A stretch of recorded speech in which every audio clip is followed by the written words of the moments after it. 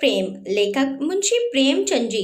बाबू चैतन्य दास ने अर्थशास्त्र खूब पढ़ा था और केवल पढ़ा ही नहीं था, उसका यथा योग्य व्यवहार भी वे करते थे।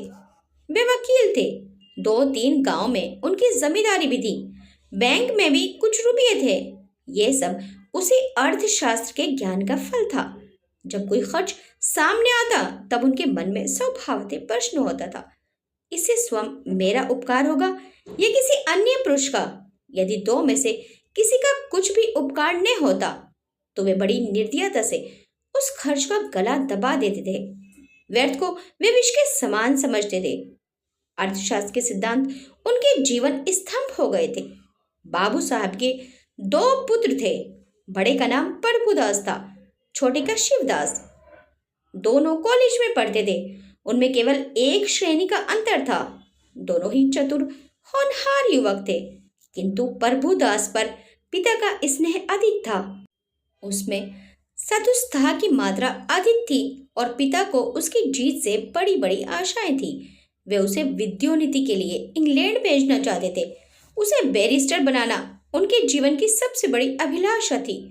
किंतु कुछ ऐसा संयोग हुआ कि प्रभुदास को बीए की परीक्षा के बाद ज्वर आने लगा। डॉक्टरों की दवा होने लगी। एक मास तक नित्य डॉक्टर साहब आते रहे, पर ज्वर में कमी न हुई। दूसरे डॉक्टर का इलाज होने लगा, पर उससे भी कुछ लाभ न हुआ। प्रभुदास दिनों दिन क्षीण होता चला जाता था। उठने बैठने की शक्ति न थी। यहाँ तक कि परीक्षा में प्रथम श्रेणी में उत्तीर्ण होने का शुभ संवाद सुनकर भी उसके चेहरे पर हर्ष का कोई चिन्ह नहीं दिखाई दिया। वह सदैव गहरी चिंता में डूबा रहता था। उसे अपना जीवन बोझ सा जान पड़ने लगा था। एक रोज चैतन्य दास ने डॉक्टर साहब से पूछा, यह क्या बात है कि 2 महीने हो गए और अभी तक दवा का कोई असर नहीं हुआ? डॉक्टर साहब ने संदेहजनक उत्तर दिया, मैं आपको संशय में नहीं डालना चाहता। मेरा अनुमान यह है कि ये ट्यूबरकुलोसिस है। चैतन्य दास ने व्यग्र होकर कहा, तपेदिक? डॉक्टर, जी हाँ, उसके सभी लक्षण दिखाई देते हैं। चैतन्य दास ने अविश्वास के भाव से कहा, मानो उन्हें विस्मयकारी बात सुन पड़ी हो। तपेदिक हो गया? डॉक्टर ने खेद प्रकट करते हुए कहा, यह रोग बहुत ही गुप्त रीति से शरीर में प्रवेश करता है। चैतन्य दास, मेरे खानदान में तो यह रोग किसी को न था। डॉक्टर, संभव है मित्रों से इसके जन्म मिले हों। चैतन्य दास कई मिनट तक सोचने के बाद बोले, अब क्या करना चाहिए? डॉक्टर, दवा करते रहिए, अभी फेफड़ों तक असर नहीं हुआ है। इनके अच्छे होने की आशा है। चैतन्य दास, आपके विचार में कब तक दवा का असर होगा? डॉक्टर, निश्चय पूर्वक नहीं कह सकता, लेकिन 3-4 महीने में वे स्वस्थ हो सकने के लिए इनका मानसिक परिश्रम से बचना ही अच्छा है। चैतन्य दास निराश भाव से बोले, तब तो इनका जीवन ही नष्ट हो गया। गर्मी बीत गई, बरसात के दिन आए। प्रभुदास की दशा दिनों दिन बिगड़ती गई। वे बड़े बड़े बहुत इस रोग पर की गई बड़े बड़े डॉक्टरों की व्याख्याएं पढ़ा करता था। उनके अनुभव से अपनी अवस्था की तुलना किया करता था। पहले कुछ दिनों तक तो वह अस्थिर चित्त सा हो गया था।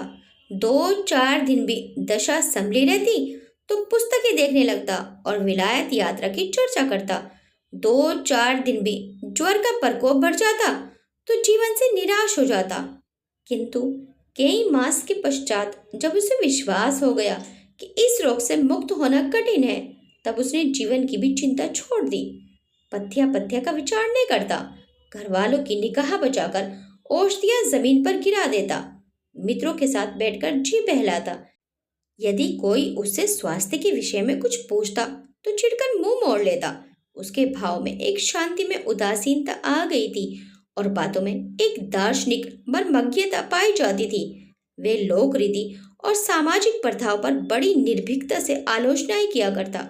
यद्यपि बाबू चैतन्य दास के मन में रह रहकर शंका उठा करती थी कि जब परिणाम विदित ही है, तब इस प्रकार धन का अपव्यय करने से क्या लाभ।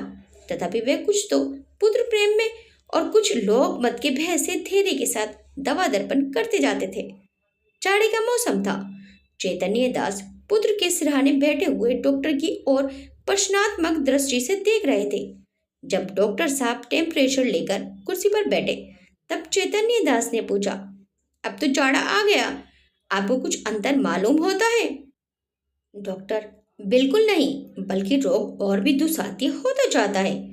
चैतन्य दास ने कठोर स्वर में पूछा, तब आप लोग क्यों मुझे इस भ्रम में डाले हुए थे कि जाड़े में अच्छे हो जाएंगे? इस प्रकार दूसरों की सरलता का उपयोग करना अपना मतलब साधने का साधन हो तो इसे सज्जनता कतई नहीं कह सकते। डॉक्टर ने नम्रता से कहा, ऐसी दशाओं में हम केवल अनुमान कर सकते हैं और अनुमान सदैव सत्य नहीं होते। आपको जेरबारी अवश्य हुई, पर मैं आपको विश्वास दिलाता हूँ कि मेरी इच्छा आपको भ्रम में डालने की नहीं थी। शिवदास बड़े दिन की छुट्टियों में आया हुआ था। इसी समय वह कमरे में आ गया और डॉक्टर साहब से बोला, आप पिताजी की कठिनाइयों का स्वयं अनुमान कर सकते हैं। अगर उनकी बात नागवार लगी तो उन्हें क्षमा कीजिए। चैतन्य दास ने छोटे पुत्र की ओर वात्सल्य की दृष्टि से देखकर कहा, तुम्हें यहाँ आने की जरूरत थी? मैं तुमसे कितनी बार कह चुका हूँ कि यहाँ मत आया करो, लेकिन तुमको सब्र ही नहीं होता। शिवदास ने लज्जित होकर कहा, मैं अभी चला जाता हूँ, आप नाराज न हो। मैं केवल डॉक्टर साहब से ये पूछना चाहता था कि भाई साहब के लिए अब क्या करना चाहिए। डॉक्टर साहब ने कहा, आप केवल एक ही साधन है, इन्हें इटली के किसी सैनिटोरियम में भेज देना चाहिए। चैतन्य दास ने सजग होकर पूछा, कितना खर्च होगा? ज्यादा से ज्यादा 3,000। साल भर रहना होगा। निश्चय है कि वहां से अच्छे होकर आएंगे। जी नहीं, यहाँ तो ये भयंकर रोग है। साधारण बीमारियों में भी कोई बात निश्चय रूप से नहीं कही जा सकती।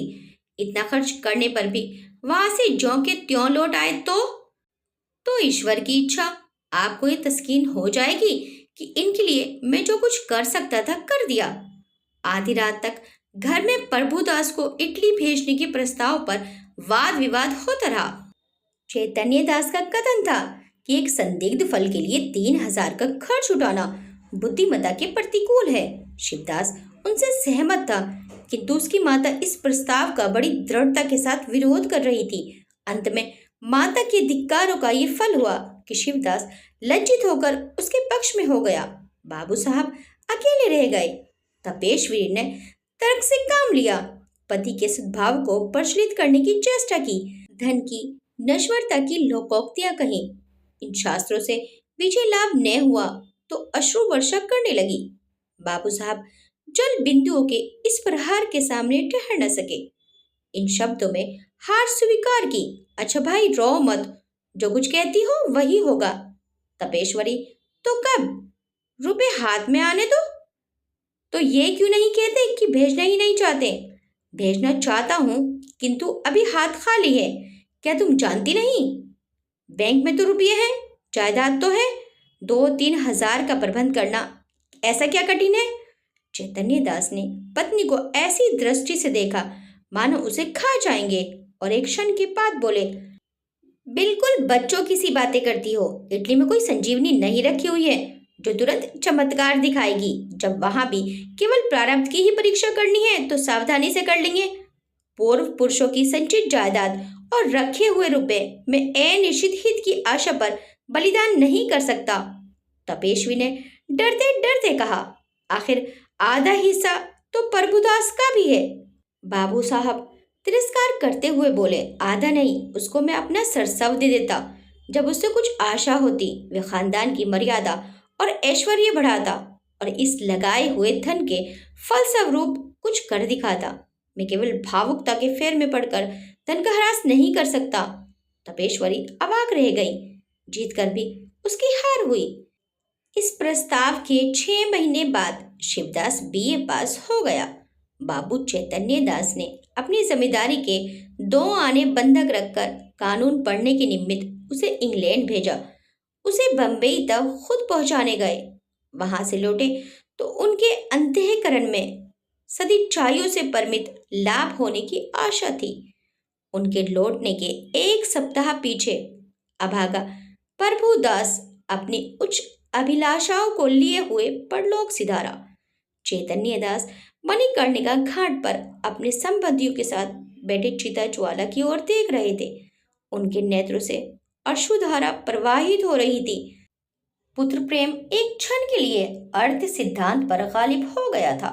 उस विराक्त अवस्था में उनके मन में ये कल्पना उठ रही थी, संभव है इटली जाकर प्रभुदास स्वस्थ हो जाता। हाय, मैंने 3,000 का मुंह देखा और पुत्र रत्न को हाथ से खो दिया। ये कल्पना पड़ती क्षण सजग होती थी और उनको ग्लानि, शोक और पश्चाताप के बानों से बेध रही थी। रह रहकर उनके हृदय में वेदना की शूल सी उठती थी। उनके अंतर की ज्वाला उस चिता ज्वाला से कम दग्धकारणी न थी। अकस्मात उनके कानों में शहनाइयों की आवाज आई। उन्होंने आंख ऊपर उठाई तो मनुष्यों का एक समूह एक अर्थी के साथ आता हुआ दिखाई दिया। वे सब के सब ढोल बजाते गाते पुष्प आदि की वर्षा करते चले आते थे। घाट पर पहुंचकर उन्होंने आरती उतारी और चिता बनाने लगे। उनमें से एक युवक आकर चैतन्य दास के पास खड़ा हो गया। बाबू साहब ने पूछा, किस मोहल्ले में रहते हो? युवक ने जवाब दिया, हमारा घर देहात में है। कल शाम को चले थे, ये हमारे बाप थे। हम लोग यहाँ कम आते हैं, पर दादा की अंतिम इच्छा थी कि हमें मणिकर्णिका घाट पर ले जाना। चैतन्य दास, ये सब आदमी तुम्हारे साथ हैं? युवक, हाँ, और लोग पीछे आते हैं। कई सौ आदमी साथ आए हैं। यहाँ तक आने में सैकड़ों उठ गए, पर सोचता हूँ कि बूढ़े पिता की मुक्ति तो बन गई, धन और है किस लिए? चैतन्य दास, उन्हें क्या बीमारी थी? युवक ने बड़ी सरलता से कहा, मानो वह अपने किसी निजी संबंधी से बात कर रहा हो। बीमारी का किसी को कुछ पता नहीं चला। हरदम ज्वर चढ़ा रहता था, सूख कर काटा हो गए थे। चित्रकूट, हरिद्वार, प्रयाग सभी स्थानों में लेकर घूमे। वेदों ने जो कुछ कहा उनमें कोई कसर नहीं की। इतने में युवक का एक और साथी आ गया और बोला, साहब, मुंह देखा बात नहीं, नारायण लड़का दे तो ऐसा दे। इसने रुपयों को ठीक रे समझा, घर की सारी पूंजी पिता की दवा दारू में स्वाहा कर दी, थोड़ी जमीन तक बेच दी, पर काल बलि के सामने आदमी का क्या बस है? युवक ने गदगद स्वर में कहा, भैया, रुपया पैसा हाथ का मेल है, कहाँ आता है कहाँ जाता है, मनुष्य नहीं मिलता। जिंदगानी है तो कमा खाऊंगा, पर मन में ये लालसा तो नहीं रह गई कि हाय ये नहीं किया, उस वेद के पास नहीं गया, नहीं तो शायद बच जाते। हम तो कहते हैं कि कोई हमारा सारा घर द्वार लिखा ले, लेकिन दादा को एक बार बुला दे। इसी मोह माया का नाम जिंदगानी है, नहीं तो इसमें क्या रखा है? धन से प्यारी जान, जान से प्यारा ईमान। बाबू साहब, आपसे सच कहता हूँ, अगर दादा के लिए अपने बस की कोई बात उठा रखता तो आज रोते न बनता, अपना ही चित अपने को धिक्कारता। नहीं तो मुझे इस घड़ी ऐसा जान पड़ता है कि मेरा उद्धार एक भारी ऋण से हो गया। उनकी आत्मा सुख और शांति से रहेगी तो मेरा सब तरह कल्याण ही होगा। बाबू चैतन्य दास सिर झुका ये बातें सुन रहे थे। एक एक शब्द उनके हृदय में शूल के समान चुभता था।